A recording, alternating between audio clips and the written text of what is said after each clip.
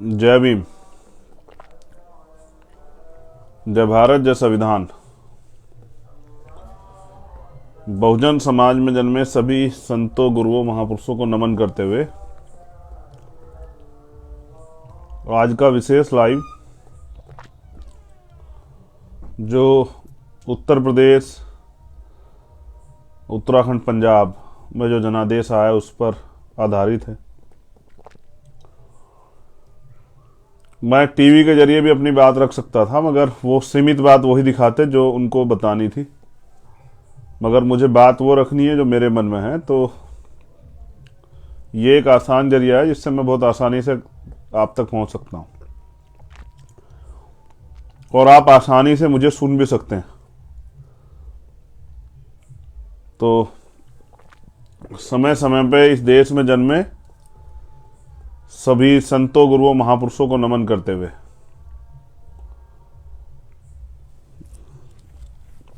करुणा के सागर तथागत गौतम बुद्ध, संत शिरोमणि सदगुरु रविदास जी महाराज, भगवान वाल्मीकि महाराज, गुरु नानक देव, संत कबीर, इनके साथ साथ सामाजिक परिवर्तन के जो अग्रदूत रहे, महात्मा राष्ट्रपिता ज्योतिबा फूले, माँ फातिमा शेख, माँ सावित्रीबाई फूले, छत्रपति साहूजी महाराज, छत्रपति शिवाजी महाराज, माँ जीजाबाई, पेरियर रामास्वामी नायकर, पेरियर लल्ली यादव, परम पूजनीय विश्व रत्न डॉक्टर बाबा साहब भीमराव अंबेडकर, उनके साथ साथ बाबू जगदेव प्रसाद कुशवाहा, जननायक कपूरी ठाकुर, महामना रामस्वरूप वर्मा, संतराम बीए,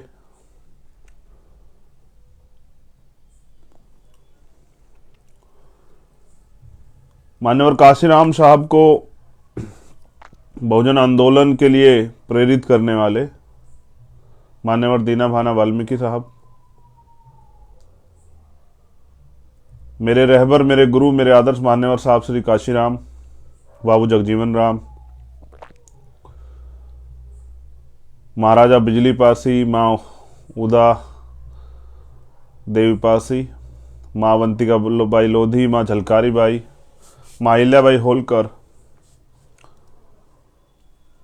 माँ रमाबाई और माँ फूलन देवी, आप सभी को भी मेरा नमन। देश की आज़ादी के लिए शहीद हुए सभी शहीदों को मेरा नमन। सरदार करतार सिंह सराभा, शहीद आजम भगत सिंह, शहीद आजम सुखदेव, शहीद आजम राजगुरु, शहीद आजम पंडित चंद्रशेखर आजाद, शहीद आजम सरदार उधम सिंह जी, और जो एक बड़ी लेर जिसमें कोतवाल धन सिंह गुर्जर हूं, उसके अलावा जो अशफाकुल्ला खां हो, वीर अब्दुल हमीद हो, ये भी सब नायक नायिकाएं हैं जिनमें बिरसा मुंडा का हम लोग भगवान बिरसा मुंडा हैं जिसमें, और जिसमें दशरथ मांझी जी हैं। ये सब लोग क्रांति परिवर्तन के अग्रदूत, नायक, नायिकाएं। हमने ये आंदोलन भी महापुरुषों के संघर्ष से प्रेरित होकर चुना है, ना कि उनकी सफलता से प्रेरित होकर। सफलता कोई परमानेंट चीज नहीं है, वो आती जाती रहेगी। सत्ता भी कोई परमानेंट चीज नहीं, वो आती जाती रहेगी। जैसा आप संघर्ष करेंगे वैसे आपको सफलता मिलेगी। उत्तर प्रदेश, उत्तराखंड, पंजाब, मणिपुर, गोवा में चुनाव हुआ। उत्तर प्रदेश, उत्तराखंड और पंजाब में हमने प्रत्याशी लड़ाए। जो भी समर्थन वहां मिला है मैं एक एक व्यक्ति का धन्यवाद देता हूं कि आप लोगों ने हम पर विश्वास जताया,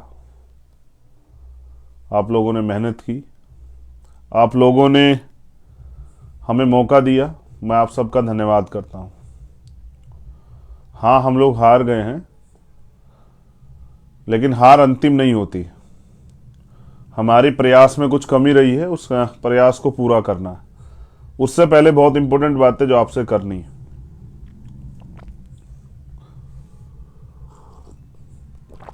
जब ये इलेक्शन शुरू हुआ उससे लगभग कुछ ही दिन पहले मुझे इंजरी हुई और मेरी रीढ़ की हड्डी में L4 L5 में 7 mm का गैप आया।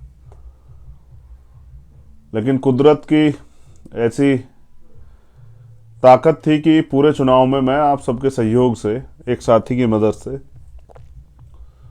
पूरे चुनाव में आप लोगों के बीच रहा और मेरा प्रयास रहा कि जितना भी जो प्रत्याशी हमारे लड़ रहे हैं उनकी जो भी मदद करके आ सकूं, मैं जा सकूं, अपील कर सकूं, मैं गया। व्यक्तिगत अपना भी चुनाव लड़ा।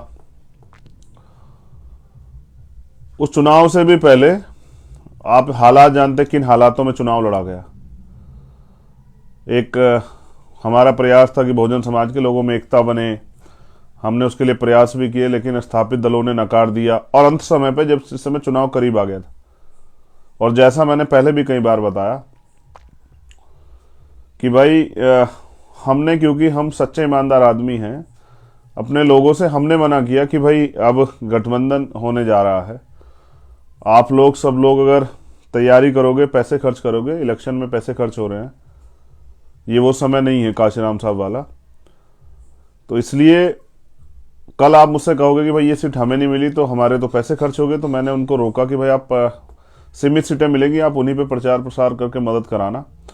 और हमारा अंतिम उद्देश्य इस बार भारतीय जनता पार्टी को रोकना भी था उत्तर प्रदेश में। किन्हीं कारणों से वो सफल नहीं हो पाया। खैर, वो उस पर ज़्यादा सोचने की जरूरत नहीं है, क्योंकि अपनी लड़ाई मैंने कहा था कि अपने कंधों पे अपने सहारे लड़नी पड़ेगी, और ये आसान लड़ाई नहीं है। ये ऐसा भी नहीं कोई आपको थाली में सजा के सत्ता दे देगा।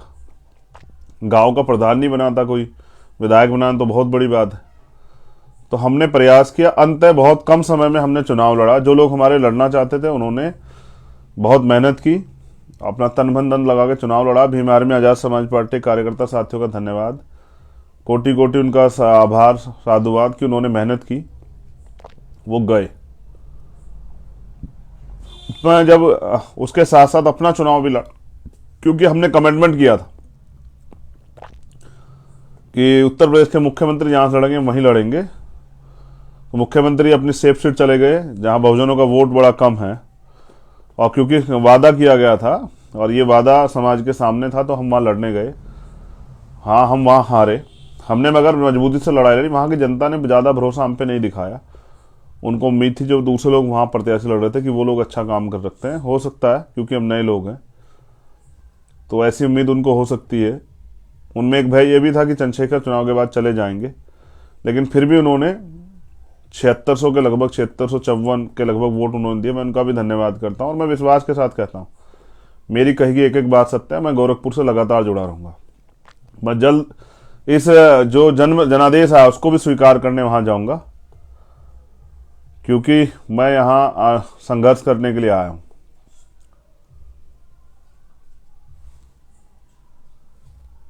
और मैं संघर्ष से पीछे नहीं हट सकता हूं किसी भी कीमत पे। चुनाव बड़ी चीज है।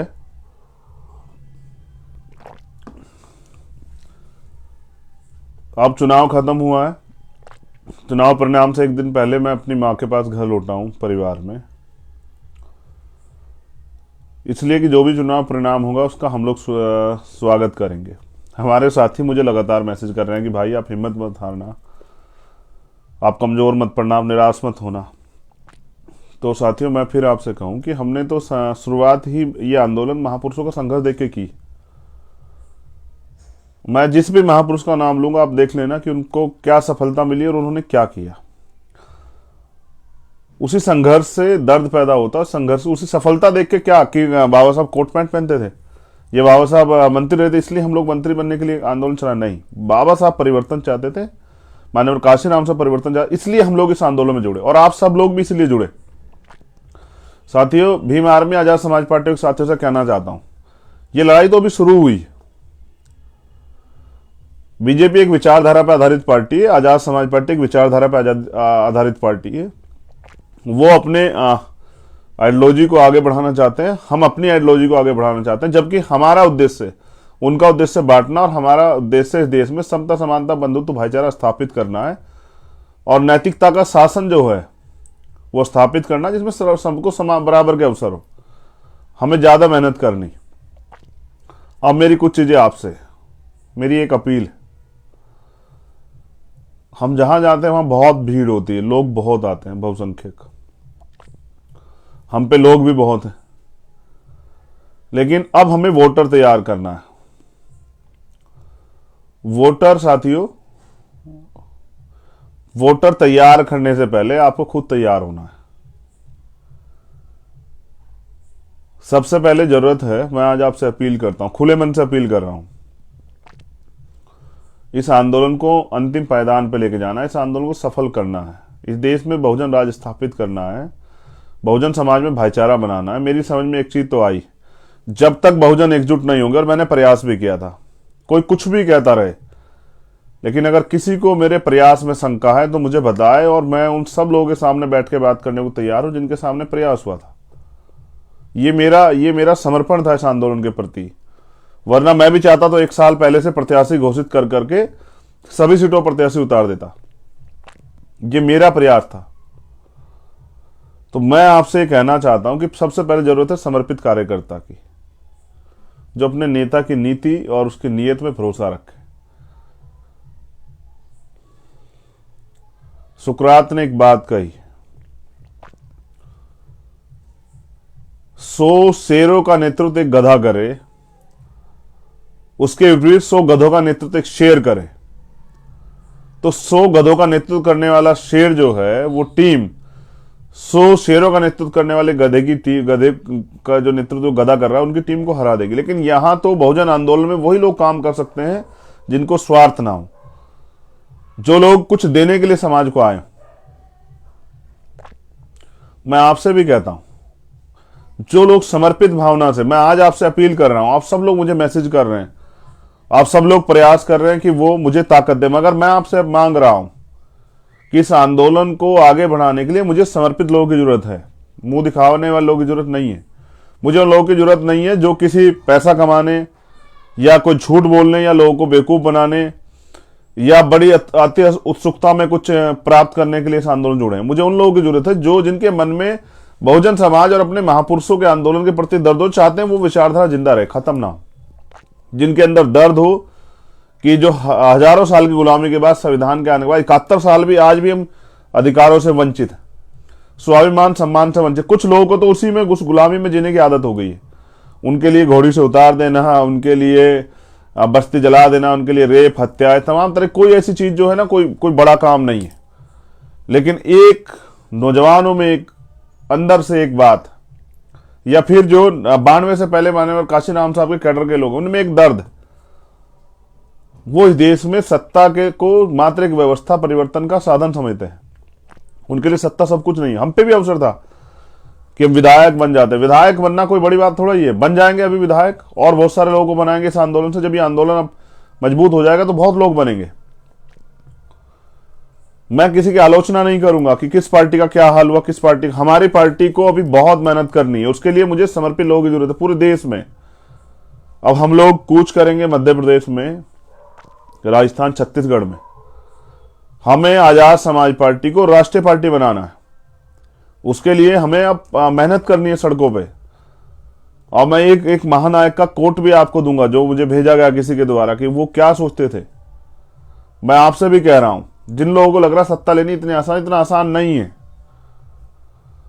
आप गुमराह हो सकते हैं, आपको गुमराह किया जा सकता है। आप मेरी खूब आलोचना करें, मैं तो उन लोगों से भी जो दूसरी पार्टी के समर्थक है बहुजन, उनसे भी कह रहा हूं, आप मेरी खूब आलोचना करें, खूब बातें करें, लेकिन आप बताएं कि आपके पास खोने को है क्या।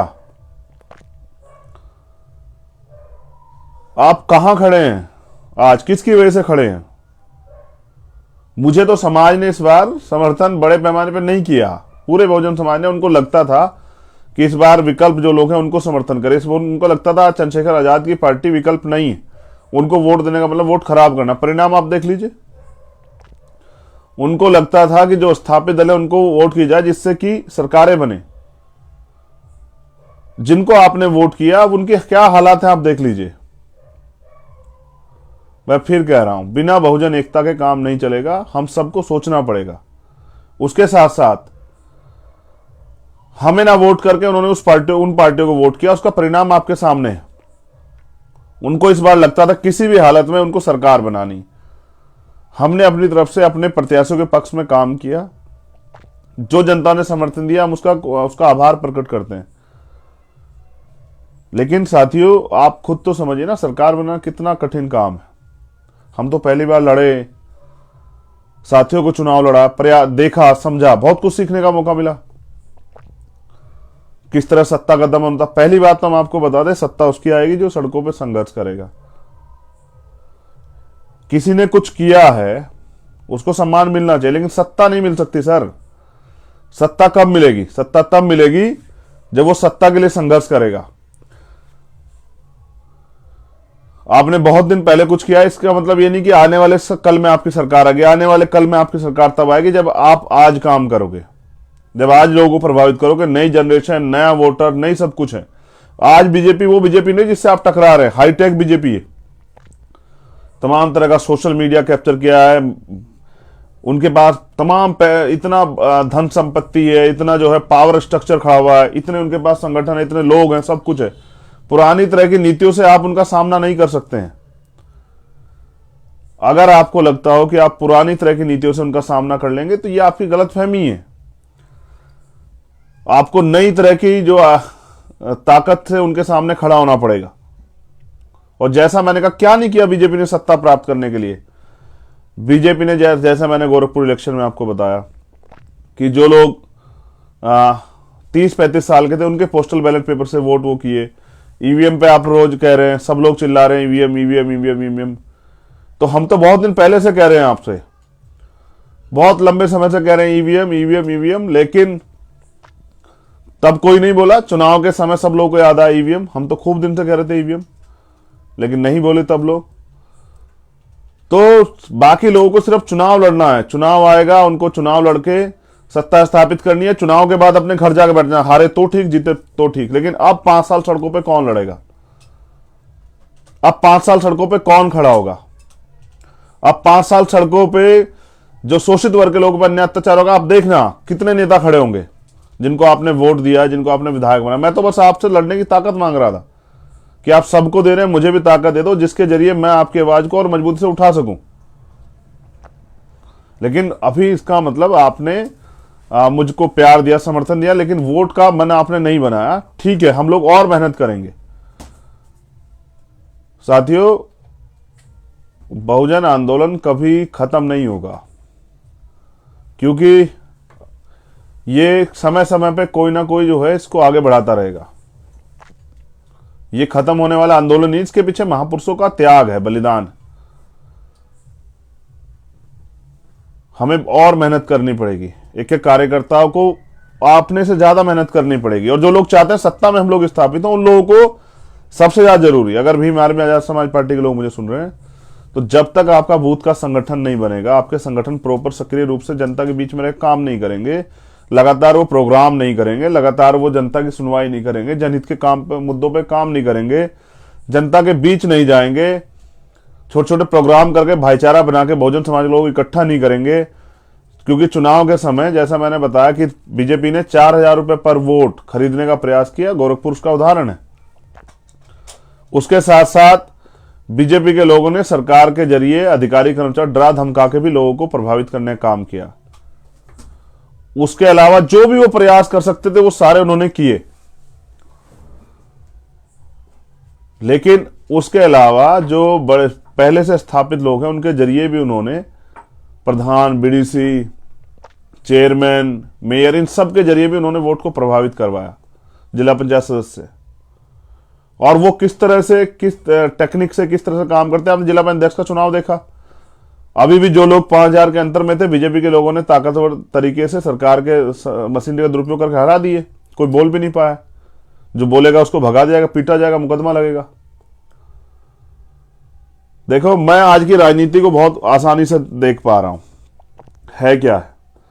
पैसे वाले लोग राजनीति कर रहे हैं, गरीब लोग झंडा उठा रहे हैं। हमने प्रयास किया, हमारे जितने प्रत्याशी थे आप चेक करके देखिए, वो ज्यादा अच्छे परिणाम इसलिए दे पाए क्योंकि बहुत सारे प्रत्याशी आर्थिक रूप से कमजोर थे, हिम्मत नहीं जुटा पाए। उन्होंने प्रयास किया। हाँ, उनके पास बड़े बड़े टेंट नहीं लगे, उनके बड़ी बड़ी गाड़ियों से कुछ लोग ऐसे प्रत्याशी अच्छे थे, लेकिन वो भी जनता के विकल्प के सामने ढह गए। लेकिन मैं आपसे जो अभी बात कर रहा था कि हमारे लोगों ने प्रयास किया, इस सत्ता के दमन के आगे उन्होंने प्रयास किया, इस ताकतवर सरकार के सामने उन्होंने प्रयास किया। और उनके नेता ने भी, चंद्रशेखर आजाद ने भी मुख्यमंत्री को चैलेंज करके चुनाव लड़ा, नींद हराम करके रखी, लेकिन फिर 3 दिन तक सारे काम छोड़ के मुख्यमंत्री वहां रहे, लोगों को मैनेज किया। और मैं नहीं भी बता सकता, वरना अन्य पार्टी के लोगों को भी पैसे दे दे के उन्होंने कहा कि अपनी पार्टी को वोट डालना, जो लोग हमसे पैसा ले रहे वो दूसरी पार्टियों से पैसे ले लो। और बाकी पार्टियों ने वहां क्या रोल अदा किया, मुझे कोई शिकायत नहीं, क्योंकि हमें तो मेहनत करनी है, हमें आसानी से कोई नहीं निकलने देगा। कोई रास्ता नहीं बनाएगा कि आइए चंद्रशेखर आप चले जाइए सदन में, क्योंकि वो जानते हैं जिस दिन ये आदमी वहां खड़ा होगा या इस विचारधारा का आदमी वहां खड़ा होगा, उस दिन कोई भी अन्याय होगा तो ये बोलेगा। पूरे प्रदेश में कहीं अन्याय होगा तो ये बोलेगा। और मैं तो अब और प्रयास करूंगा, मैं तो देश की बड़ी पंचायत में जाने का प्रयास करूंगा, और प्रयास करूंगा और अच्छे लोग जाएं, इसलिए लोगों से और तैयारी कराऊंगा। मैंने ये देखा कि बहुत प्यार है नौजवानों में, महिलाओं में, बहनों में, माओ में, बुजुर्गों में मेरे प्रति, लेकिन आप भी जानते हैं मेरे अंदर भी बहुत सारे सपने कुछ करने के लिए, कुछ करके दिखाने के लिए। तो वो बिना राजनीतिक शक्ति के नहीं हो सकते हैं। भाई, आप मेरे साथ फोटो खिंचवाते रहे, मैं आपके पास बैठा रहूं, इससे सपने पूरे नहीं होंगे। आपको मुझे पॉलिटिकल पावर देनी पड़ेगी जिससे मैं इस लड़ाई को लड़ सकूं। मैं तो बहुजन समाज के सभी अधिकारी, कर्मचारी, आम आदमी जो है बहुजन समाज, उनसे अपील करता हूं कि भाई अब आप बहुत लोगों को आजमा चुके। आपने कहा कि आखिरी चुनाव इस बार और आजमा लेते हैं, आजमा लो भाई, आजमा लो, ठीक है आजमा लो। मैं तो पहाड़ जैसे हौसले लेके आया हूं, मेरे हौसले नहीं टूटने वाले सर, क्योंकि मैंने तो अपना जीवन इस आंदोलन के नाम समर्पित किया है। हाँ, मुझ में कुछ कमियां हो सकती है, मैं उनको सुधार लूंगा धीरे धीरे समय के साथ साथ।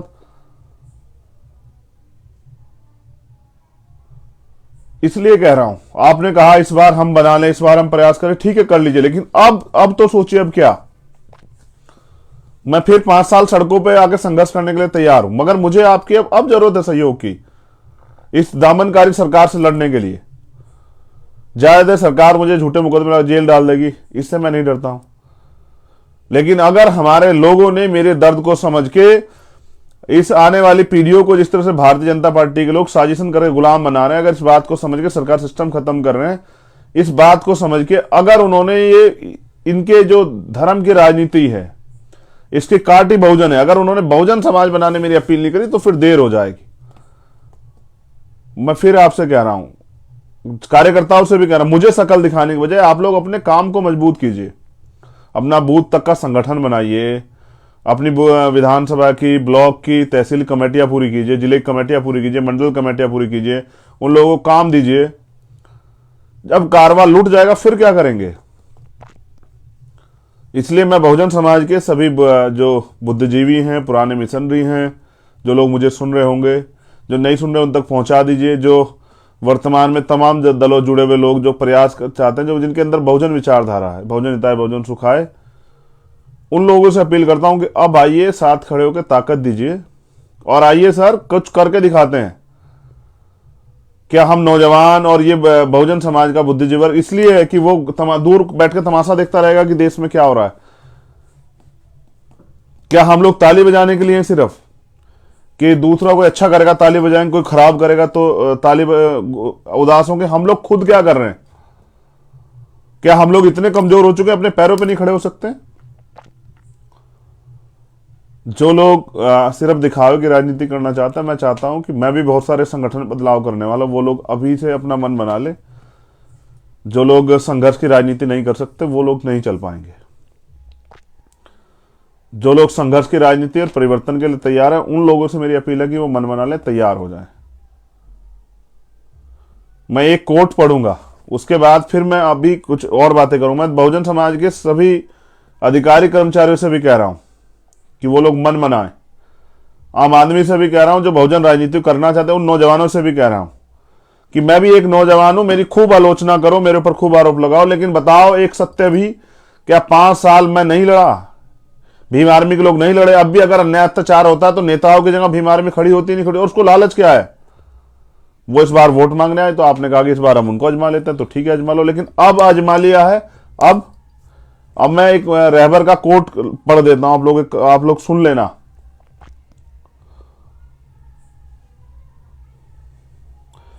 कभी किसी ने संघर्ष किया था, इसके लिए उसे सम्मान मिलता है, सत्ता नहीं। सत्ता उसी को मिलती है जो संघर्ष कर रहा होता है। जैसे जिनको सत्ता मिली है वो संघर्ष कर रहे हैं, उनको अगर सत्ता मिली केंद्र की तो उन्होंने इसका मतलब संघर्ष बंद नहीं किया। स्टेट की मिली तो उन्होंने संघर्ष बंद नहीं किया, वो और अपने सपनों को आगे बढ़ाते गए, इसलिए उनको सत्ता मिल रही है। अब आपको तय करना है। और ये एक रहबर का जो कोट है, जो आपका है ही नहीं उसके लिए क्या रोना। मान्यवर कहते थे, ना विधानसभा आपकी है ना संसद आपकी है, आपकी सिर्फ सड़क है। जब तक आप सड़क पर डटे हुए हैं तब तक विधानसभा और संसद दोनों आपके कदमों पर होगी। आपके नेता सड़क से गायब हो गए हैं, इसलिए आप विधानसभा और संसद से गायब हो गए हैं। ऐसे नेताओं की नेतागिरी खत्म करिए जो सड़क पर उतरना भूल गए हैं। नई लीडरशिप खड़ी करिए, विचारधारा पर चलने वाला संगठन बनाइए और सड़कें पाट दीजिए अपने लोगों से। इस देश में नैतिकता का शासन आप ही स्थापित करते आए हैं और आप ही आगे भी करेंगे। ये मान्यवर साहब श्री काशीराम जी की लाइन है जो मैंने आपसे कोट की है, अपनी तरफ से नहीं। मैं वो ही बोलता हूं जो मैंने पढ़ा है। मैं आपसे भी कह रहा हूं, भीम आर्मी आजाद समाज पार्टी के साथ ईमानदारी से काम करना पड़ेगा भाई। अगर बीजेपी से जीतना है, वो 5 बजे उठ के शाखा लगाते हैं, आप 7 बजे तो आइए ना मैदान में। 4 घंटे 6 घंटे तो काम कीजिए ना पार्टी संगठन का, तब जाके बदलाव होगा। बाकी आप मुझसे बहुत उम्मीद करते हैं, बड़े बड़े नाम देते हैं, तो मैं तभी कुछ कर पाऊंगा जब आप मुझे सत्ता की चाबी मेरे हाथ में देंगे। मेरे मन में बहुत सपने हैं करने के लिए, एक से एक काम करने के सपने हैं। ऐसे सपने इतिहास में दर्ज हो जाएंगे, दोबारा कभी जो है ना, मेरे जाने के बाद भी अगर उसको चेक किया जाएगा तो भीम आर्मी आजाद समाज पार्टी का नाम सुनहरे अक्षरों में होगा। लेकिन करूं कैसे भाई? सत्ता तो आप दूसरे लोगों को देना चाहते हैं, राजनीतिक ताकत तो आप दूसरे लोगों को देना चाहते हैं, मुझसे तो आप चाहते हैं मैं सड़कों पर संघर्ष करता रहूं। मैं इसलिए आपसे अपील कर रहा हूं, एक मैं सेपरेट इलेक्टोरल पे आपसे बात करना चाहता हूं। उस पर बात किए बगैर काम नहीं चलेगा। हमें सेपरेट इलेक्टोरल पे आपसे बात करनी पड़ेगी और आप सब लोगों को उस पर गौर करना पड़ेगा, वरना चीजें हमारे हाथ से बहुत दूर तक निकल गई। पृथक निर्वाचन जो बाबा साहब अम्बेडकर 1932 गोलमेज कॉन्फ्रेंस के बाद जो कम्युनल अवार्ड में हमें अधिकार मिला था, आरक्षण व्यवस्था जो चली आ रही राजनीतिक आरक्षण व्यवस्था, उससे वही व्यक्ति जाता। आप आकलन करके देख लो, शेड्यूल कास्ट की एक लिमिटेड सीटें, बैकवर्ड के लिए रिजर्वेशन नहीं है, माइनॉरिटी के लिए रिजर्वेशन नहीं, पॉलिटिकल रिजर्वेशन मैं तो चाहता हूं, लेकिन उनके साथ ये विधानसभाएं भी सेपरेट हो जाएं। पृथक निर्वाचन जो 2 वोट का अधिकार बाबा साहब अम्बेडकर जिसके लिए लड़े, जो मिला, उनका ये मानना था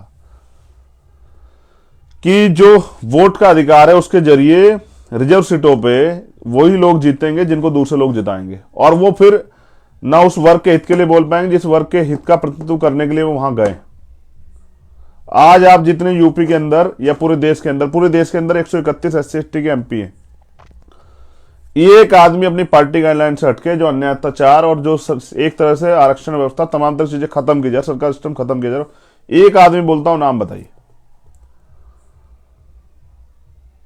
आज भी शारीरिक रूप से अपमान कैसे, जिसको जैसे घोड़ी से उतार देना, जैसे मंदिर में नहीं जाने देना, जैसे आज भी एक साथ बैठ के खाना ना खाना, कई जगह तो हत्या हो जाती है इस पे। उससे भी आगे बढ़ते हैं, एक IPS थे अभी राजस्थान में, उनको नहीं घोड़ी पे बैठने देगा, उनको पुलिस की मौजूदगी में उनकी बारात निकली,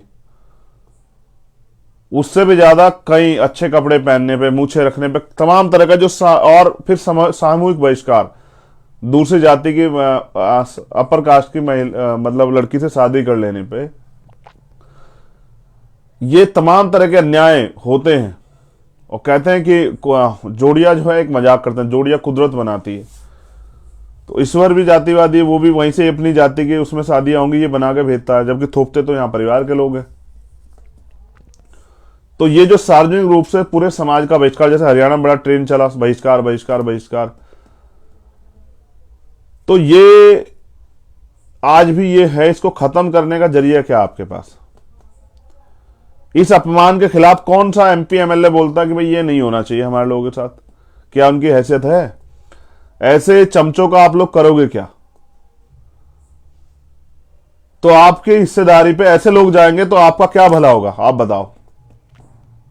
वो तो ऐसे आदमी को भेजेंगे जो वास्तविकता में उनके जूते उठाने वाले, जिसकी हैसियत ना हो, जो उनके आगे आंख भी उठा के बात कर सके। वो तो ऐसे आदमी भेजना चाहेंगे। वो पढ़े लिखे काम करने वाले मेहनती लोग क्यों भेजेंगे जो आंख से आंख मिला के बात करे? इसलिए आरक्षण, पॉलिटिकल रिजर्वेशन से हमें सिर्फ नुकसान हो रहा है। इसलिए मैं सेपरेट इलेक्टोरल की बात कर रहा हूं, पृथक निर्वाचन की बात कर रहा हूं कि एक हमारे आबादी के हिसाब से हमारे क्षेत्र होंगे, उन क्षेत्रों में हमारे लोगों को ही अधिकार होगा हमारे लोगों को चुनने का, जिससे कि वो अपने असली व्यक्ति को चुन सके, जिस पे विश्वास कर सके, जो उनके चुन के जाने के बाद उनके क्षेत्रों के लिए काम कर सके।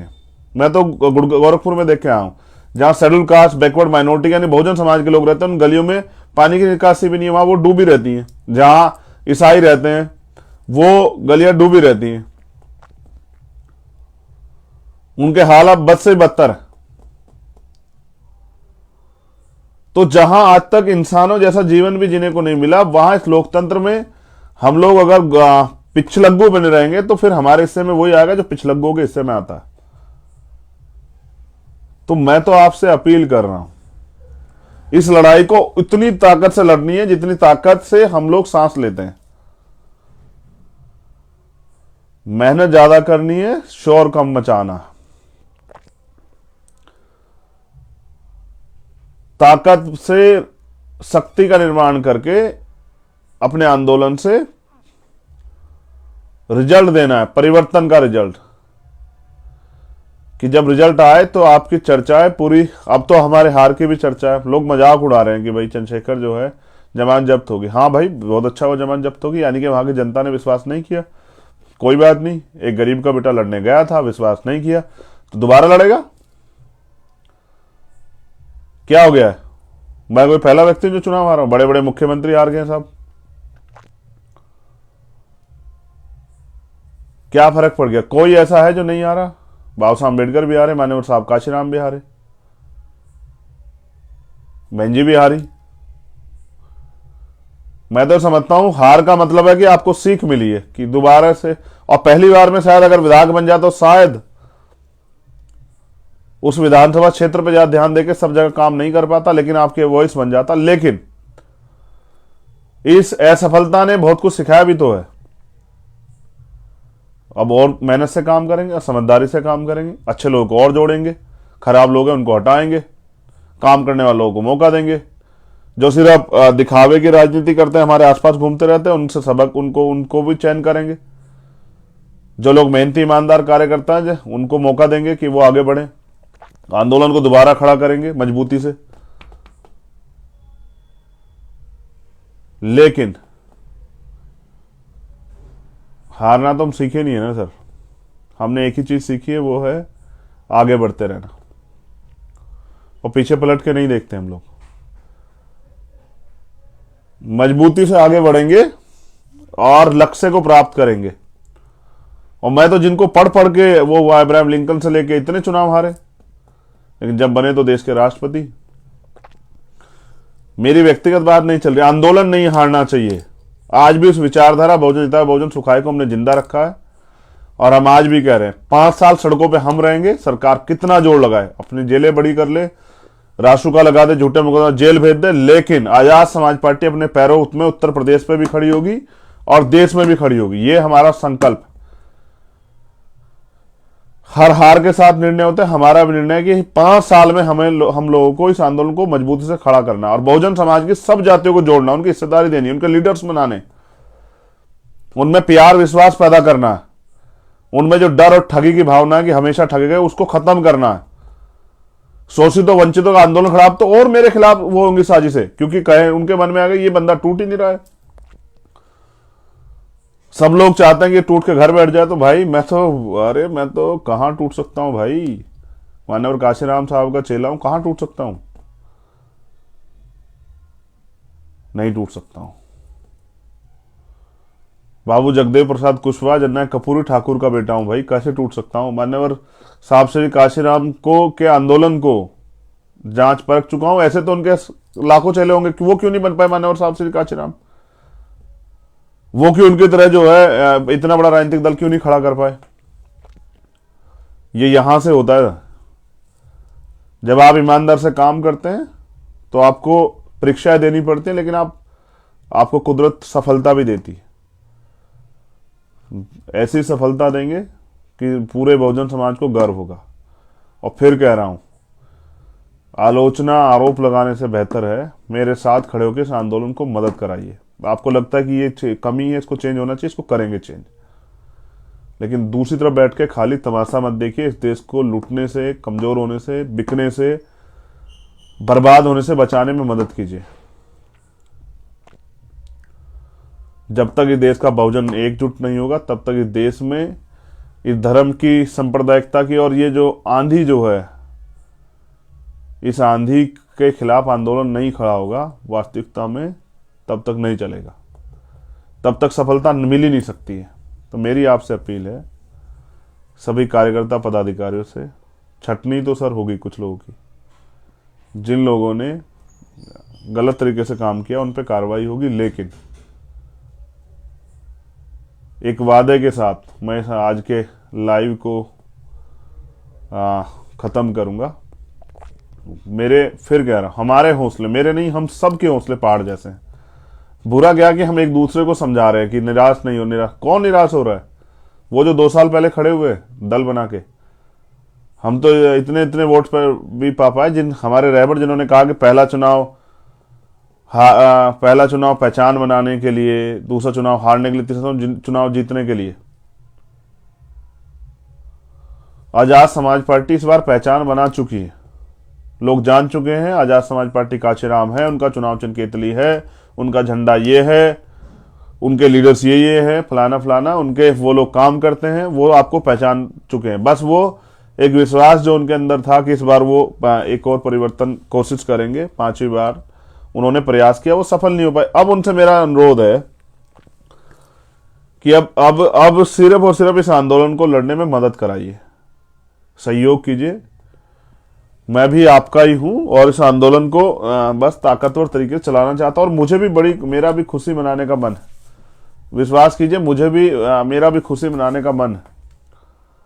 लेकिन मुझे खुशी अभी तक तो इसलिए मिलती है कि जब मैं किसी माँ के आंसू पूछता हूँ, किसी बहन को न्याय दिलाने के लिए लड़ता हूँ, किसी भाई के सम्मान की सुरक्षा करता हूँ, किसी बुजुर्ग को जो है उसकी तकलीफ को कम करने का काम करता हूँ। लेकिन इससे ज़्यादा सम्मान, खुशी तब मिलेगी जब आप इस आंदोलन को आगे बढ़ा के इस देश में शोषित वंचित वर्ग के लोगों के हाथों में सत्ता देंगे। और जो लोग मेरा सम्मान करते हैं, तो मेरा सम्मान ये है कि वो अपने अपने क्षेत्रों में मजबूती से काम करके एक मजबूत संगठन खड़ा करें हर बूथ पे। इतना मजबूत संगठन जिसका सामना जब इलेक्शन में वो आए तो वो विपक्षी लोग, विरोधी लोग कर ही ना पाए। समर्पित लोग, विचारधारा पर आधारित बहुजन हिताय बहुजन सुखाय के आंदोलन को घर घर तक पहुंचाने का काम हम लोग करना है। उनसे बड़ा संगठन बना के उनसे ज्यादा मेहनत करनी, और 5 साल मेहनत करनी है सर। जब पेपर के समय जो लोग मेहनत करते हैं उनके रिजल्ट ऐसे होते हैं। जो लोग पेपर पूरे साल मेहनत करते हैं, पेपर में उनको पहले से पता होता है कि सिलेबस क्या है और क्या रिजल्ट क्या आना है।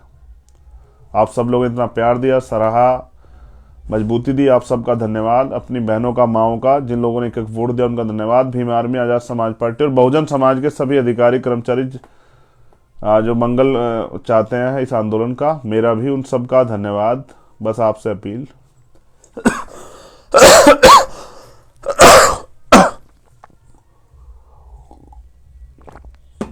इस आंदोलन को आगे बढ़ाने के लिए अब मुझे आपकी जरूरत है और यही समर्थन है कि आप मुझे मदद कराएं, मेरे साथ खड़े हो जाएं और मुझे जहां से आप गाइडेंस कर सकते हो, जहां से भी जिस तरह से आप कनेक्ट कर सकते हो करें।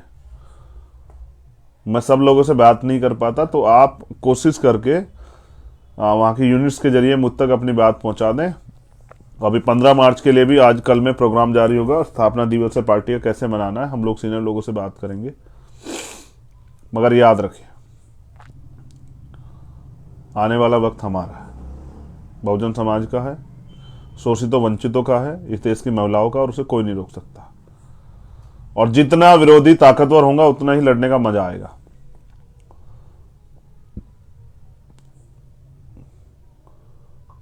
जब आंधी चली थी ना, तभी मान्यवर काशीराम साहब और बहुजन नेताओं ने उस आंधी को रोका था। अब आंधी चली है, इस आंधी को भी हम लोग रोकेंगे।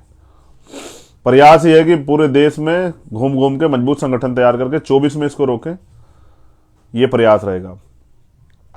उससे पहले जो विधानसभा चुनाव उनमें मजबूती से लगेंगे, और जो लोग जिन क्षेत्रों में जिन प्रदेशों में विधानसभा चुनाव, उनसे कहूंगा कि आपस में लड़के कमजोर होने से अच्छा है कि मजबूती से लड़के एकजुट होकर इस लड़ाई को आगे बढ़ाएं। इसलिए तैयार हो जाएं, कमर कसें, स्पेशली राजस्थान, मध्य प्रदेश और छत्तीसगढ़।